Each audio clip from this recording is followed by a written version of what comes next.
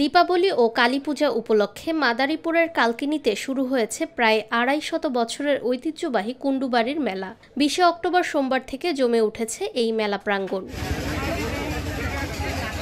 কালকিনির ভুরঘাটা bus stand থেকে গোপালপুর পর্যন্ত প্রায় আধা কিলোমিটার এলাকা জুড়ে বসেছে দোকানপাট।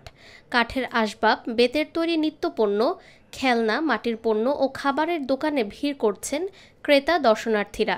এবারের মেলায় ৩ শতাধিক স্টল বসেছে, যেখানে দেশের বিভিন্ন জেলা থেকে ব্যবসায়ীরা অংশ নিয়েছেন।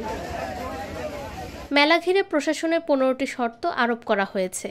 এর মধ্যে রয়েছে মাদক, জুয়া ও অসামাজিক কর্মকাণ্ড নিষিদ্ধ, উচ্চ শব্দযন্ত্র ব্যবহার না করা এবং রাত ১১টার পর মেলায় প্রবেশে নিষেধাজ্ঞা।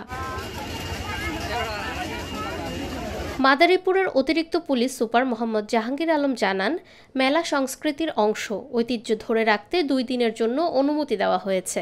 নিরাপত্তা নিশ্চিতে পুলিশ, র্যাব ও সেনাবাহিনী মাঠে রয়েছে। দীর্ঘদিন যাবৎ এই অঞ্চলে ঐতিহ্য ধরে রাখছে, প্রচুর লোকের সমাগম হয়েছে আপনারা দেখেছেন ইতিমধ্যে। তো আমরা ২ দিনের অনুমতি দিয়েছি, আগামীকাল এবং পরশু। তো এই মেলা উপলক্ষে আমাদের পর্যাপ্ত নিরাপত্তা ব্যবস্থা রয়েছে। আপনারা দেখছেন যে আমি নিজে এখানে উপস্থিত হয়েছি। দীর্ঘদিনের ঐতিহ্য ধরে রাখা কুণ্ডুবাড়ির মেলা শুধু হিন্দু ধর্মাবলম্বীদের উৎসব নয়, এটি এখন হয়ে উঠেছে সকল ধর্মবর্ণের মানুষের মিলন মেলা। নিরপেক্ষ, সত্য প্রকাশে আপোষহীন।